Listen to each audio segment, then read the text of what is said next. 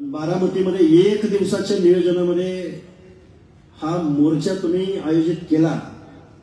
आता कोण काय बोललं, कोणी काय शिवी दिली, त्यांची संस्कृतीच ती आहे।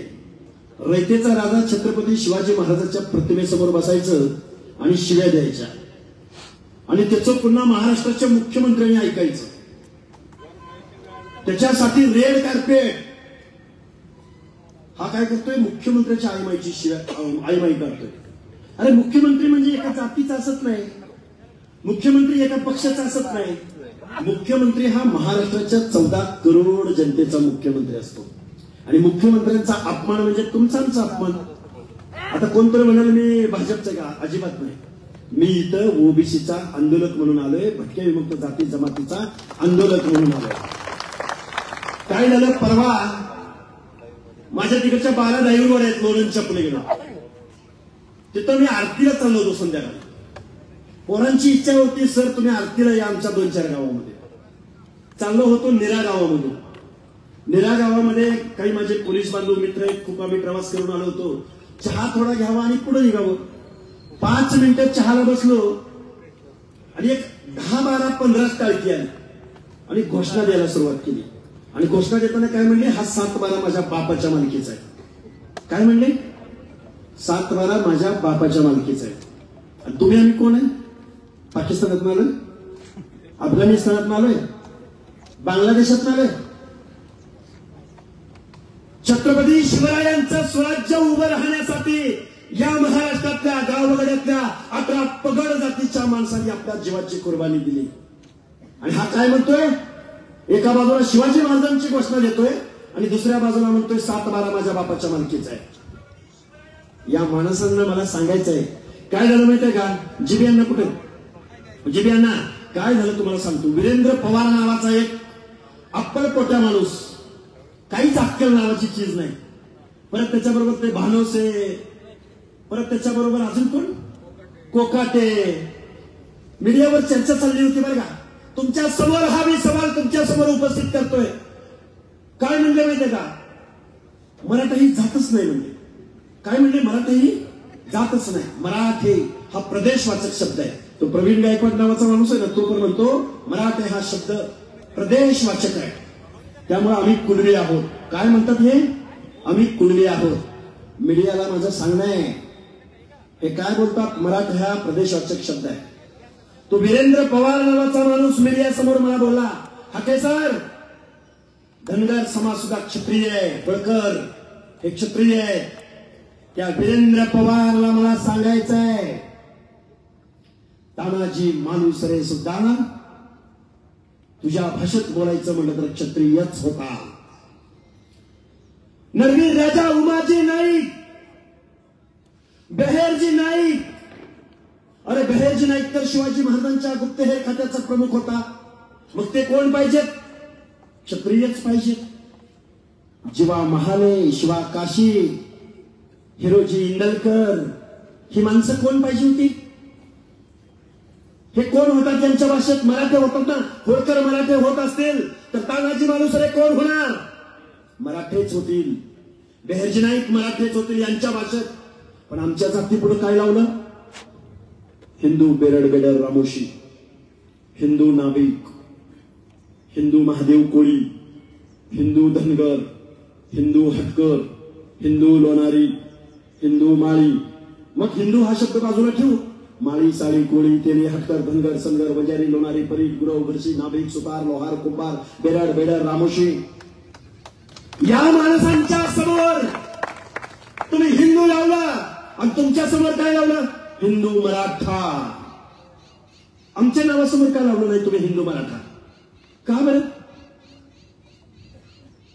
मग आता आमचा तानाजी मालुसरेंचा सर्व समूह महादेव कोळीमध्ये येतो, आमच्या बेहेरजी नाईकांचा समूह बेरड बेडर रामोशी आमच्या भटक्या विमुक्त जाती जमातीमधल्या अप्रवर्गामध्ये येतो। तुमच्या नावापुढे हिंदू मराठा, तुमच्या नावावर ते शेकडो एकर जमिनी, तुम्ही सरदार, वतनदार, दरकदार, जहागीरदार, गावच्या ग्रामपंचायतीच्या पॅनल प्रमुखापासून ते महाराष्ट्राच्या अर्थमंत्री, मुख्यमंत्री, गृहमंत्री, महसूल मंत्री, 200 कारखान्यापैकी 200 कारखाने 5,000 ते मटक्याचा प्रमुख तोच, वसुली एजंट तोच, मुंबईमध्ये मंत्रालयामध्ये बदलीचा टेबल लावणारा तोच, तहसील कार्यालयासमोर काम करणारा तोच, चावडीवरती बसून लय मजले रे, लय बोलते रे. आणि आपल्यातलीच काही बांधगोळ म्हणते ती, हके सर आपल्याला आरक्षण येतं त्यांना का नको. ससाने साहेब कुणाचं नाव घेतलं मग तुम्ही, तो विचारवंत भानवसे आणि दुसरा कोण कोकाटे आणि प्रवीण गायकवाड.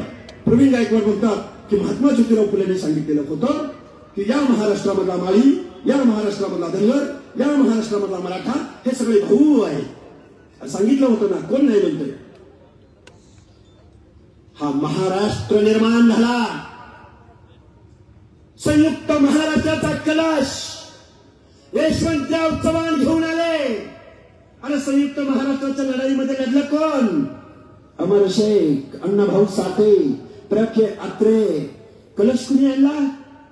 यशवंतराव चव्हाणांनी. पत्रकार बांधव, एक गत्रेव मारकोलकर नावाचा एक सजग पत्रकार होता. त्यांनी यशवंतराव चव्हाणांना प्रश्न विचारला की हा महाराष्ट्र नक्की कुणाचा होणार. त्यांना प्रश्न असा विचारायचा होता की हा महाराष्ट्र मराठी माणसांचा होणार का मराठ्यांचा होणार. काय आता शब्द मागे पुढे झाले असते तर समजून घ्या मला. यशवंतराव चव्हाण म्हणाले की हा महाराष्ट्र मराठी माणसांचा होणार, 18 पगड जातीचा होणार. या महाराष्ट्राच्या भौगोलिक प्रदेशामधल्या सर्व माणसांचा महाराष्ट्र होणार. आता आमदार कोण, खासदार कोण, कारखानदार कोण, बरं ते जाऊ द्या. महसूल मंत्री कोण कायम, अर्थमंत्री कोण, बारामतीचे अजितदादा पवार. सत्ता कोणाची? काँग्रेसची सत्ता येऊ द्या, अर्थमंत्री अजितदादा. उद्धव साहेबांची सत्ता येऊ द्या. याच्या मागे अर्थ आहे बरं का, मी कुणावर टीका नाही करायला आलो. उद्धव साहेबांची सत्ता आली, अर्थमंत्री अजितदादा पवार. एकनाथ शिंदे साहेबांची सत्ता आली, अर्थमंत्री अजितदादा पवार. आणि देवेंद्र फडणवीस साहेबांची सत्ता आली, अर्थमंत्री अजितदादा पवार. गावगाड्यामध्ये ओबीसीची संख्या किती आहे? हात वर करून सांगा. किती टक्के आहे ओबीसीची संख्या? 50% पेक्षा जास्त आहे की नाही? बर, त्या 50% ओबीसी, विजयंती, एसबीसी बांधवांच्या सामाजिक न्याय हक्कांच्या योजनेसाठी किती पैसे मिळायला पाहिजेत? अर्थमंत्री अजितदादा पवारांना आमचा सवाल आहे. अर्ध्याहून जास्त लोकसंख्येच्या ओबीसी, भटक्या विमुक्त जाती जमातीच्या लोकांना किती बजेट मिळायला पाहिजे? सामाजिक न्याय हक्कांच्या योजनेसाठी किती पैसे मिळाले पाहिजेत? ससाणे साहेब किती मिळाले पाहिजेत? अर्ध्या लोकसंख्येला किती मिळाले पाहिजेत? जाऊ देऊ 52%, 50% सोडा, 25%, 70 साहेब सोडा, 20% सोडा, 15%. जिब्यांना ऐका कुठे गोविंदजी देवकते, बापूराव किती मिळालं पाहिजे? 10% सोडा. मी नेहमी सांगतोय, माझ्या भाषणात जबाबदारीने सांगतोय, 5% सोडा, 2% नाही. फुले शाहू आंबेडकरांच्या नावानं ज्या बारामतीच्या पवारांनी या महाराष्ट्रावरती राज्य केलं, आलटून पलटून सत्तेमध्ये बसले. अर्ध्याहून जास्त ओबीसी भटक्यांना या पुरोगामी महाराष्ट्रामध्ये 1% पुढे बजेटरी तरतूद 1% पुढे झाली नाही. 1% पुढे. आता माणसं म्हणजे हाकेसर काय बोलायला लागला तुम्ही? तो 1% कशासाठी माहितीये का? पत्रकार बांधवांनो, तो 1% कशासाठी? आश्रमशाळा, मॅट्रिकोत्तर शिष्यवृत्ती, पोरींची स्कॉलरशिप, वसंतराव नाईक महामंडळ, पुण्यश्लोक अहिल्यादेवी शिरिंदी महामंडळ, महात्मा ज्योतिबा फुले आरती, काय आता ही आपली मंडळ आहे ती. अरे 1 लाखाची सुद्धा योजना नाही. आता मी बारामतीमध्ये आलो, माझ्या काही कार्यकर्त्यांनी मला सांगितलं एका बँकेचं नाव आहे बारामती, काय बारामती सहकारी बँक. अजितदादा पवार या बारामती सहकारी बँकेतून किती कोटी वाटले गेले? 162 कोटी रुपये अण्णासाहेब पाटील महामंडळाला कर्ज दिले. आता ध्यान देऊ नाही का? फक्त 3 लाख रुपये वसंतराव नाईक महामंडळाची प्रकरण मंजूर केली. तिघांची लाख लाख रुपयाची. किती? 3 लाख रुपये. पुणे जिल्ह्यात अख्ख्या जिल्ह्यात किती? भटक्या विमुक्ताला ओबीसीला किती रुपये? 3 लाख रुपये. वारे अजितदादा म्हणे अजितदादाचं कार्यकर्ता काय म्हणतात माहिती का?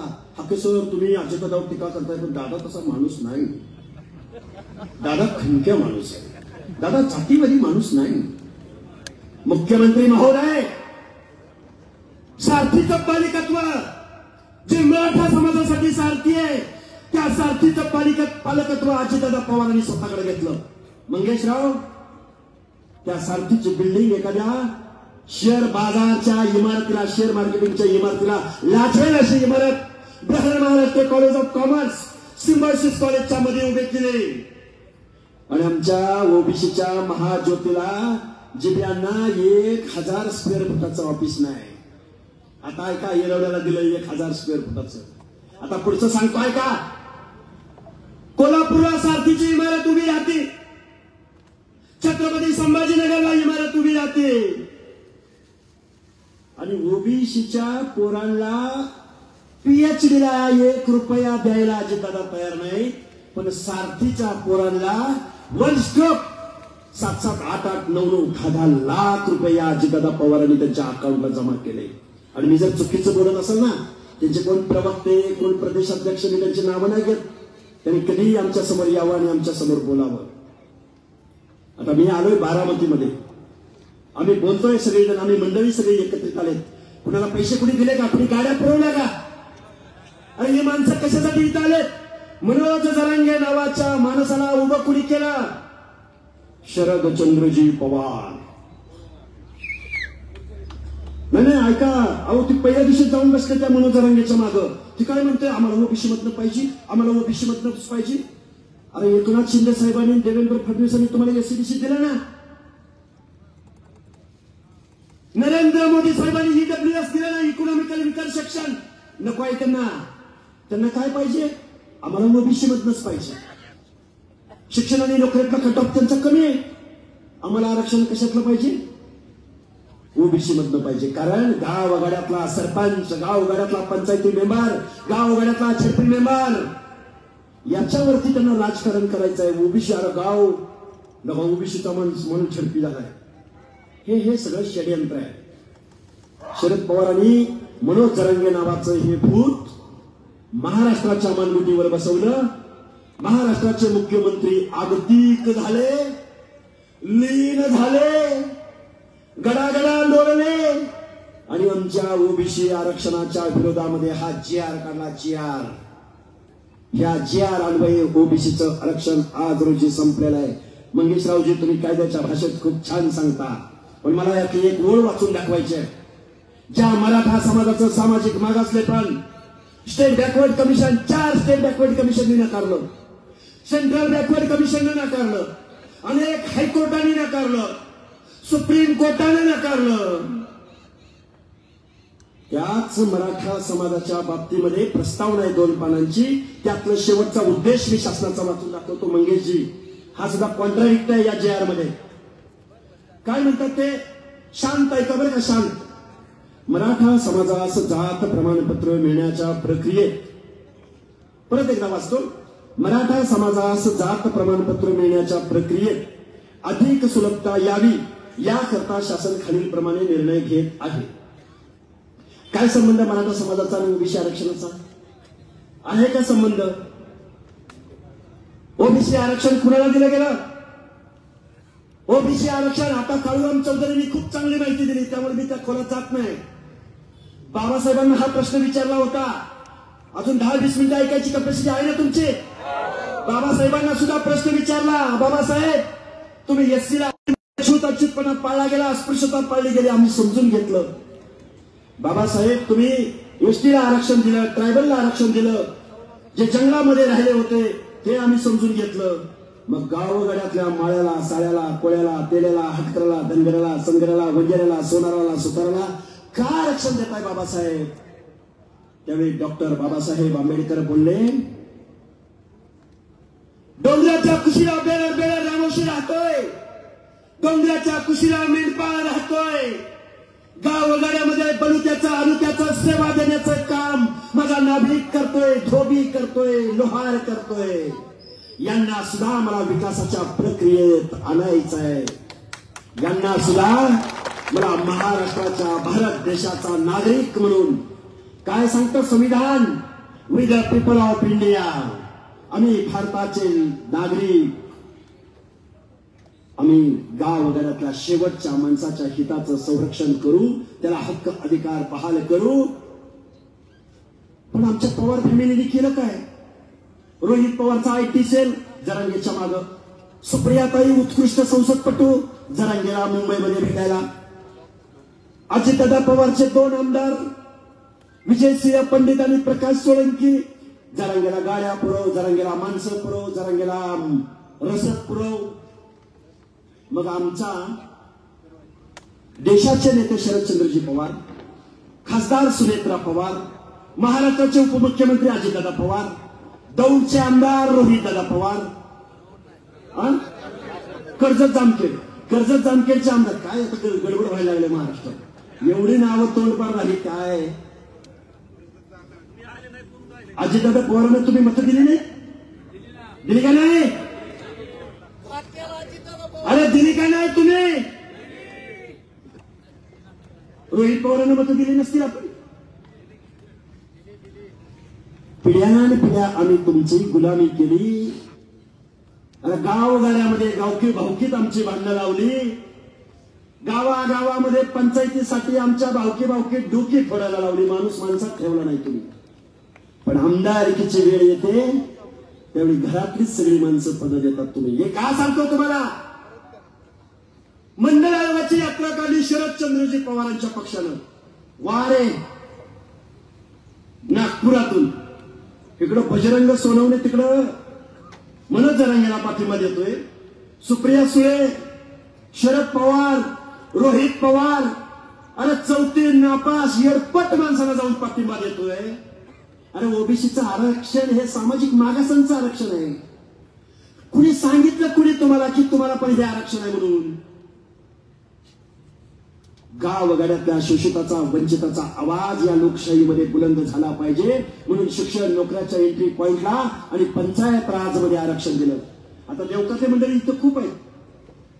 तुमचं पॉकेट आहे वागजचं, निरा वागज, करा वागज काय असतील ते, तुमचा होईल जिल्हा परिषद सदस्य, पण जिल्हा परिषदेचा अध्यक्ष नाही होणार. नामची देवकाते परत हे जर घेऊन आले ना सगळे सर्टिफिकेट, काय म्हणलंय त्या GR मध्ये, गावातील, कुळातील आणि नातेसंबंधातील व्यक्तीला, जिल्ह्यांना एक ऍफिडेव्हिट द्यायचं. फक्त काय द्यायचं?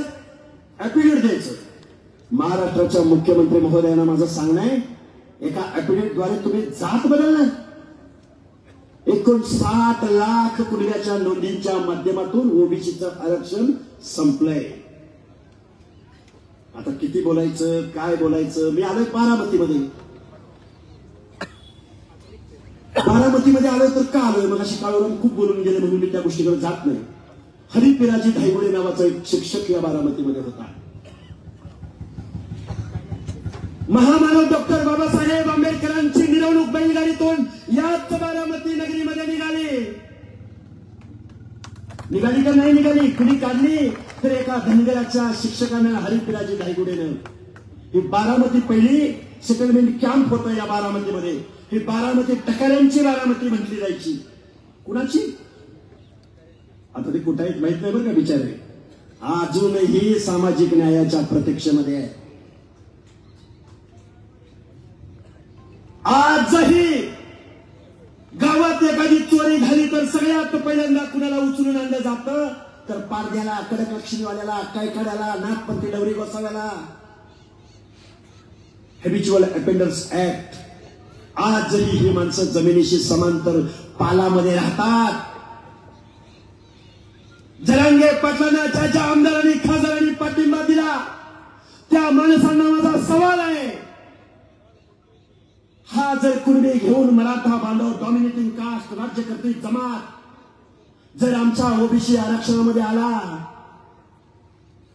तर या कैकाड्याचं काय होईल, नाभिकाचं काय होईल, सुताराचं काय होईल, लोहाराचं काय होईल, मेंढपाळाचं काय होईल, काय होईल? त्यांच्या स्पर्धेत टिकतील का त्यांच्या स्पर्धेत? म्हणून गावगाड्यातल्या सगळ्या 18 पगड जातीच्या लोकांना माझं सांगणं आहे, तुम्हाला एकत्र यावं लागेल. आता अजितदादा पवार जातीवादी नाही. एक वाक्य तुमच्या समोर सांगतो. या बारामती परिसरामध्ये अमराई परिसर नावाचा परिसर आहे. अमराई, त्या अमराई परिसरामध्ये मी जाणार आहे. मगाशी माझ्या काही बांधवांनी मला सांगितलं की अमराई परिसरामधून मनोज जरांगेच्या आंदोलनाला शिदोरी गेली होती. ती शिदोरी सुद्धा या जरांगेच्या पिलावळीनं नाकारली. आता आम्ही त्या बारामतीमध्ये अमराई परिसरामध्ये जाणार आहोत आणि तिथली माती कपाळाला लावून डॉक्टर बाबासाहेब आंबेडकरांची मिरवणूक ज्या बारामतीमध्ये निघाली, ज्या डॉक्टर बाबासाहेब आंबेडकरांनी गावगाड्यातल्या शोषिताला, वंचिताला, पीडिताला न्याय दिला. आणि अजून एक गैरसमज आहे बरं का, मंडल आयोग पवार साहेबांनी लागू केला. असा जर कोण माणूस म्हणला त्याला माझ्या समोर घेऊन यायचं. आता आम्ही संविधानाची भाषा गेल्या 4 वर्षापासून बोलतोय. असा जर कोण म्हणला पवार साहेबांनी मंडल आयोग लागू केला तर त्याचं पहिलं कानफाड फोडायचं. काय बोललो मी तुम्हाला? अरे देशभरामध्ये मंडल आयोग लागू झाला होता. महाराष्ट्रात एकटा झाला होता का काय?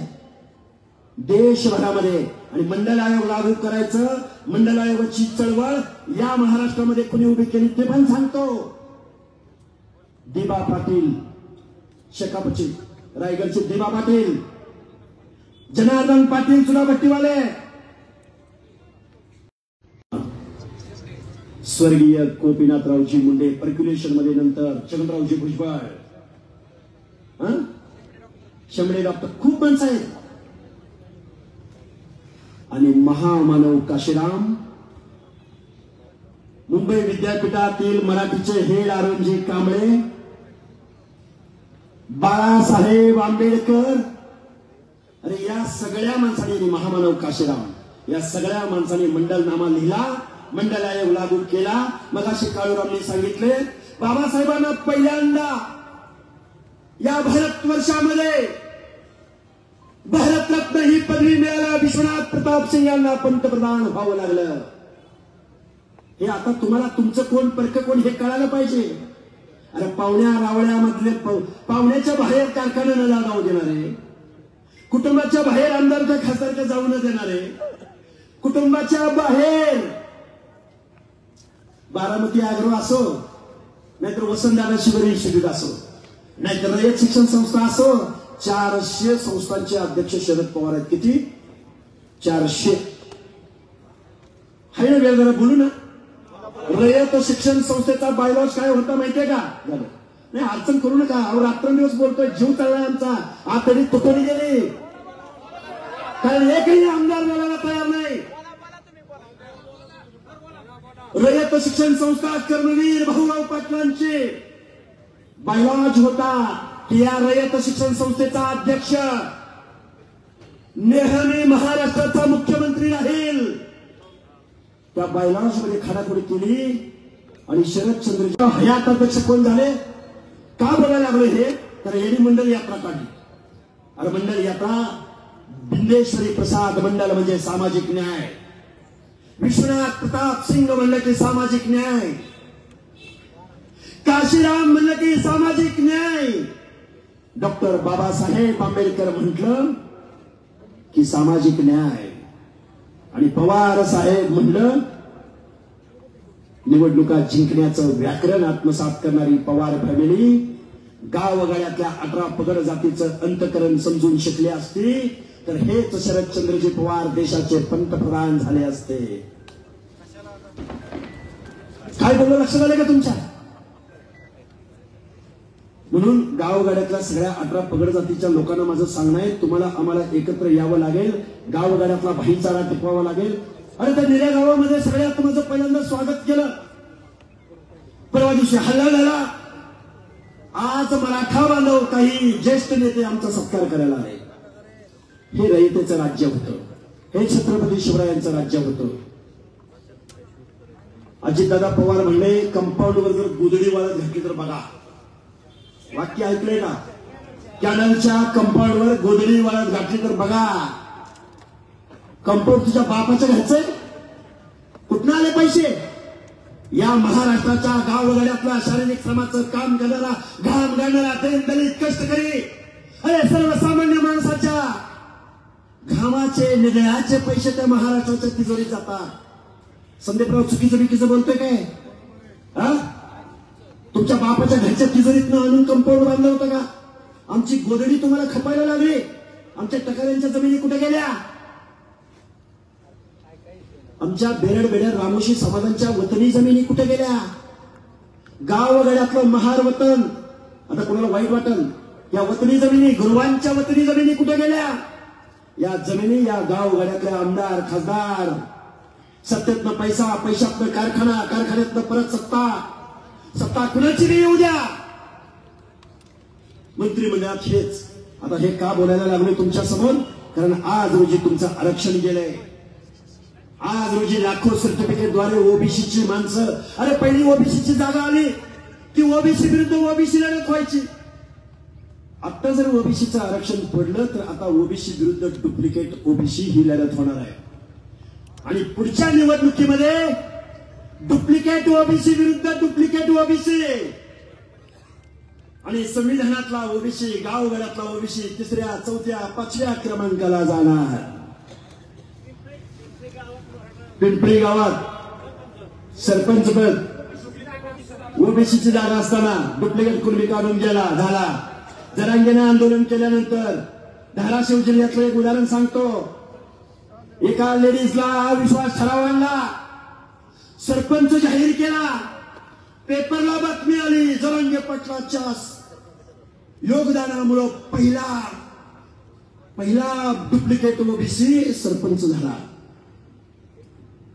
पण ते ओबीसी पण कुणाचं गेलं तर माहितीये का? एका धनगराच्या महिलेचं गेलं होतं.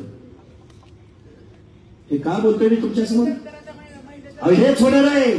गावात भावकी मांडायचं आपण. बास झालं आमच्या पिढ्यांचं शोषण. 200 कारखान्यापैकी अरे एका माणसाचे 25-25, 50-50 कारखाने. आमच्या महाज्योतीला निधी मिळत नाही.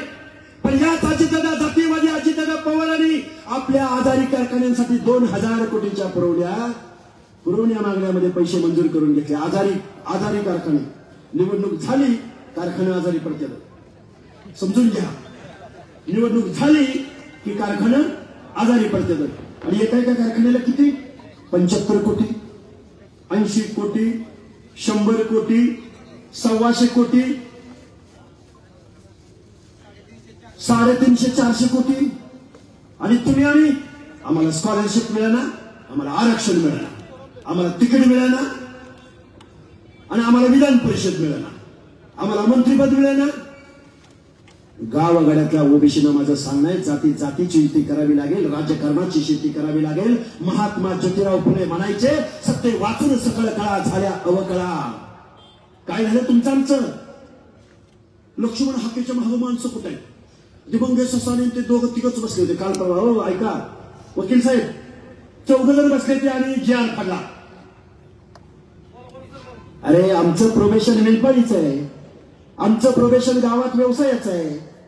नाभी त्याला दुकान उघडावं लागतं, धोबी त्याला व्यवसाय करावा लागतो, गावातल्या लोहाराला त्याचं काम करावं लागतं, सुकाराला काम करावं लागतं.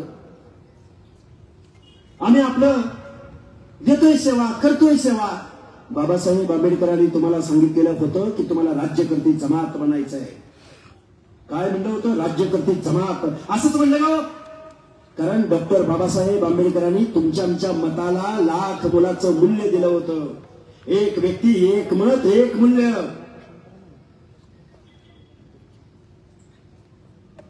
टाटा बिर्ला अंबानीच्या मताला जेवढी किंमत, तेवढीच गावगाड्यातल्या ऊसतोड मजुराच्या मताला सुद्धा तेवढीच किंमत. अजितदादांनी मतं कुणाची घ्यायची? आमचीच. शरद पवारांनी मतं कुणाची घ्यायची? माढा लोकसभा मतदारसंघात आमचीच. आणि आमच्या हक्क अधिकाराचं, सामाजिक मागासांचं आरक्षण जात असताना मात्र हे मनोज जरांगेला पाठिंबा देत आहे. द्या पाठिंबा, ठीक आहे दिला, ते पण आम्ही समजून घेतलं. पण तुमचं ओबीसी आरक्षणाबद्दल काय मत आहे मला सांगा ना. आणि 10% मताला जर तुम्ही एवढं घाबरत असाल तर आता आम्हाला गावगाड्यातला ओबीसी सुद्धा जागृत करावा लागेल, त्यांना रस्त्यावर आणावं लागेल, राजकारणाची भाषा बोलावी लागेल. आता किती बोलायचं, खूप काही बोलू शकतो, खूप काही गोष्टी बोलता येतील. बाबांनो, हात जोडून तुम्हाला कळकळीची विनंती आहे. या बारामती परिसरामध्ये आलोय, आम्ही सगळे मंडळी आलोय, तुम्ही सगळेजण मंडळी आले आहात. आता जातीची लढाई नाही, आता पातीची लढाई आहे, आता कास्टची लढाई नाही, क्लासची लढाई आहे. Other backward classes. आंबेडकरी जनतेला बरोबर घ्यावं लागेल, आदिवासी जनतेला बरोबर घ्यावी लागेल. आणि आपण सगळे एकत्र आलो तर 70-80% जातो. मुख्यमंत्री महोदय, आम्ही तुमच्या खांद्यावर मान ठेवली, बरोबर आहे का चुकीचं आहे? आता काही माणसं म्हणजे हाकेसर म्हणजे अमक्याचा. आमच्या ओबीसीच्या लढाईमध्ये आम्ही तसूवर सुद्धा मागे राहणार नाही आहोत. आम्हाला नको तिकीट तुमचं काय, आम्हाला नको मंत्रीपद तुमचं, ज्याला लाभ द्यायचा त्याला देऊन टाका. आम्ही सामाजिक न्यायासाठी भांडतोय. मुख्यमंत्री महोदय, या महाराष्ट्रामधला जर ओबीसी तुमचा डीएनए असेल, तुमची जनसंघाची मिळविंती पंथी माधवच्या प्रयोगातून या महाराष्ट्राच्या गावगाड्यामध्ये, वाड्यावरती, तांड्यावरती, वस्त्यावरती घेऊन कोण गेलं? अण्णासाहेब डांगे, नासर फरंदे, स्वर्गीय गोपीनाथरावजी मुंडे. अरे तुमची ही मिळविंती पंथी, तुमचं हे कमळ आमच्या वाड्या वस्त्यावरती घेऊन जायला कोण काय माणसं होती? आमचं माळशिरसचं सुभाष पाटील, आमच्या बारामतीमधली कोकरे बंधू, देवकते बंधू, गावडे बंधू. आणि सत्तेमध्ये ज्यावेळी वाटा द्यायची वेळ आली त्यावेळी आमची माणसं कुठं गेली? परत त्याच रागाला आमच्या बोकांडी. ज्या म्हातारीसाठी वाहिले राहिलो तीच माणसं पुन्हा मंत्रिमंडळामध्ये, आणि तीच पुन्हा आमचं शोषण करणार, तीच पुन्हा एखादा माणूस डायरेक्टरचा, कारखान्याचा अध्यक्ष व्हायची वेळ आली की त्याचं तिकीटच कट. म्हणजे तिथं सुद्धा आम्हाला न्याय नव्हता. म्हणून गावगाड्यातल्या सगळ्या लोकांना माझे हात जोडून कळकळीची विनंती आहे, तुम्ही आम्ही सगळ्या माणसांनी एकत्रित आलं पाहिजे. हा जी आर नसून ओबीसी आरक्षण संपवणारा हा काळा कागद आहे. काळा कायद्याच्या दृष्टीने याला शून्य किंमत आहे. पण याच जी आरच्या जोरातून या महाराष्ट्रामध्ये बोगस सर्टिफिकेट काढली जाणार आहे आणि गावगाड्यातलं तुमचं आमचं ओबीसीचं आरक्षण संपणार आहे. खूप काही बोलता येण्यासारखं आहे. मंडल आयोग असो, आता मुंबईची करूच, पुढचं सांगतो तुम्हाला. परवा दिवशी 7 तारखेला धारेर तालुक्यात आहे आम्ही. अरे त्या गेवराईमध्ये आम्ही गेलो तर आमच्या गाडीवर दगडफेक केली या अजितदादा पवारच्या आमदारानं. पापडे आमदार, बोलायला सुद्धा येत नाही, बोलायला सुद्धा येत नाही. आणि मत कुणाचे माहितीये का? एकट्या धनगराची 74,000 मतं आहेत गेवराई मतदारसंघात. बंजारा समाज 38,000, वंजारी समाज 22,000, आणि मग गावगाड्यातला ओबीसी आहे ना तो लाखाच्या आसपास आहे. साल्या पिढ्यानपिढ्या तुम्ही आमदार आमच्या जीवावर होता आणि तुम्ही काय करता तर लक्ष्मण हाकेच्या गाडीवर दगडफेक करता. तुमच्या बापाच्या पवाराच्या बारामतीमधनं बोलतोय. तुमचा बेस वोटर आम्ही तुम्ही आमची पंचायत राजमधलं सरपंच पद घेऊन टाका, झडपी मेंबर घेऊन टाका, पण तुमच्या आमदारकीचा खासदारकीचा मार्ग मात्र आमच्या वाड्यावरून, वस्त्यावरून, तांड्यावरून जाणार आहे, याचं भान असू द्या. अरे सखा पाटील नावाचा अनभिषिक्त सम्राट मुंबईचा सदोबा प्रख्यातच्या भाषेत, अरे त्याचा सुद्धा पराभव जॉर्ज फर्नांडिस सारख्या कामगार नेत्याने केला होता. अरे तुम्ही केस छाडकी पत्ती आहे तुम्ही. आम्ही गावातली माणसं जर एकत्र आलो ना, तुम्हाला इतिहासाच्या पुस्तकात शोधावं लागेल.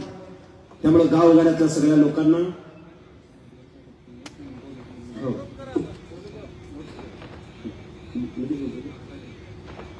आदरणीय बाळासाहेब आंबेडकर आता फ्रंट लाईन वरती आहेत. आणि अजून एक सांगतो तुम्हाला, हा मंडल आयोग अंमलबजावणीचं जे धोरण ठरलं ते माननीय बाळासाहेब आंबेडकर, अरुणजी कांबळे, विश्वनाथ प्रताप सिंग आणि नॉर्थ मधले अनेक माणसं आहेत. या सगळ्यांच्या विचारानं, शांत डोक्यानं गाव कुसा बाहेरचा कारू नारू बलुता अलुता भटकेविमुक्त जाती जमातीला सुद्धा निर्णय प्रक्रियेमध्ये घेण्यासाठी 93-94च्या कालावधीमध्ये ज्याला वॉटरशेड मुव्हमेंट म्हटलं गेलं, अर्ध्या लोकसंख्येचा हक्क अधिकाराचा मंडल आयोग म्हटलं गेलं. तो मंडल आयोग इम्प्लिमेंट करण्यासाठी ज्यांनी महत्वाचं योगदान दिलं ते सन्माननीय बाळासाहेब आंबेडकर आता फोन लाईन वरती आहेत. ते आपले 2 शब्द तुमच्या समोर बोलतील. साहेब बोला.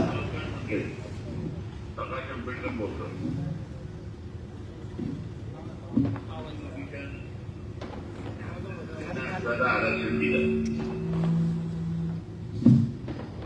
आणि आता हे मिळालेलं आरक्षण टिकवणं ही आपली सगळ्यांची जबाबदारी असते.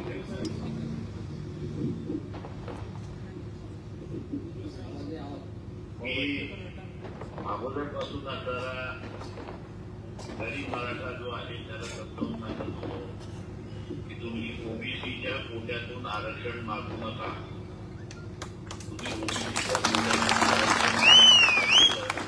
तर दोघांमधलं भांडण सुरुवात त्या ठिकाणी होईल. ओबीसीचं आरक्षण हे ओबीसीलाच राहिलं पाहिजे.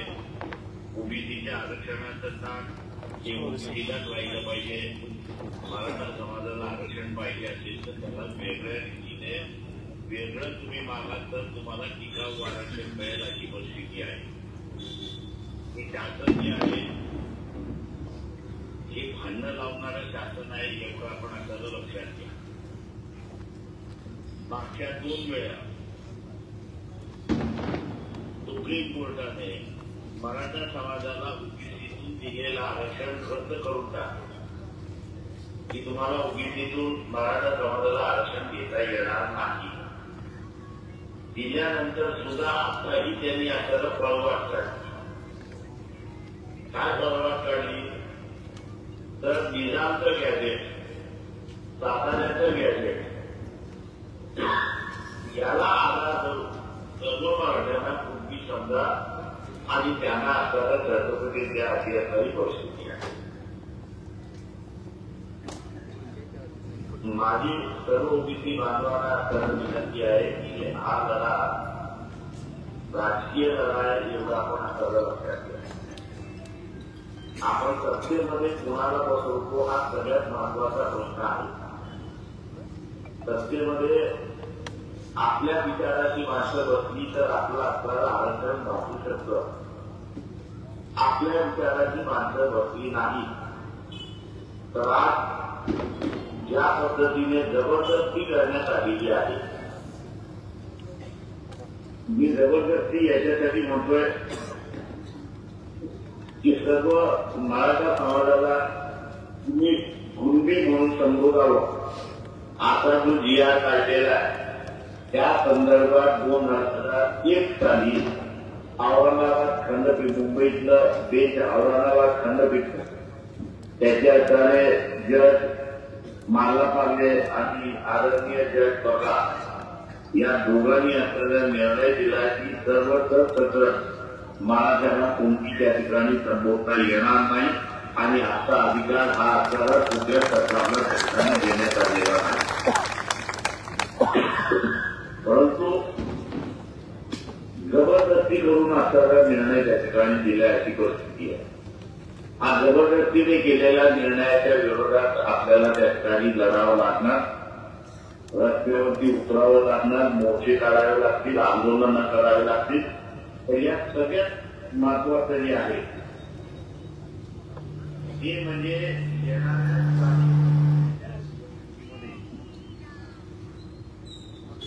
आपण मत कोणाला देणार हा त्याच्याचा महत्वाचा भाग. हा खेळ खंडोबा आपण जर बघितला तर भारतीय जनता पक्ष त्या ठिकाणी करतो आणि भारतीय जनता पक्ष काय मुसलमान झालेला आहे.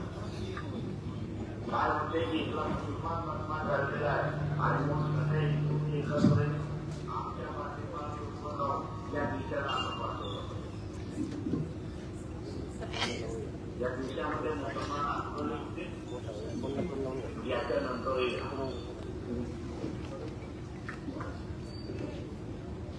आपल्या अधिकाराचं काय हा त्याच्यातलं महत्व